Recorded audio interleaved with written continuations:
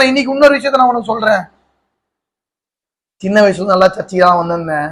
அன்னைக்கு என் மனசுல நிறைய விஷயங்களை யோசிச்சேன். பெரிய பெரிய திங்க் வந்துச்சு. இன்னைக்கு என் மனசு ஃபுல்லா தப்பான சிந்தையில இருக்கு. என்ன எப்படின்னா கர்த்தர் உயர்த்துவாரு. இந்த கர்த்தர் யார் தெரியுமா? இந்த கர்த்தர் யார் தெரியுமா? பாவத்துல வாழ்றவனுக்கும் புது வாழ்க்கைய கொடுக்கிறவர். உன்னுடைய கோல் அழிஞ்சிச்சாலும் அவர் கோலை உன் வாழ்க்கையில நிறைவேற்ற கர்த்தர் இன்னைக்கு உன்னை வாழ்கன்னு சொல்லியிருக்காரு. இன்னைக்கு நம்பிக்கையோடு போ. காரியத்தை நிறுத்திட்டியோ அதை தொடங்கு. எந்த படிப்பு நிறுத்திட்டியோ அதை தொடங்கு. எந்த பிராக்டிஸை நிறுத்திட்டியோ அதை தொடங்கு. கர்த்தருடைய அற்புதத்தை நீ பார்க்க போற. உயிர் தந்த இயேசுவின் வல்லமை உன் வாழ்க்கையில பெரிய காரியங்களை செய்ய போறத நீ காண போற. ஏசப்பாக ஒரு நல்ல ஒரு பேர் உண்டு, முடியாத முடிக்கிறவர்.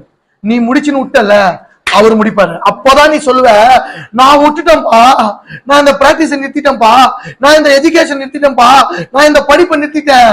ஆனால் என் தேவன் தொடங்கினாரு, அவர் முடிச்சாரு. நீ சாட்சி சொல்றதுக்காக இன்னைக்கு தேவ சமூகத்துல இருந்து உன்ன சொல்றேன்.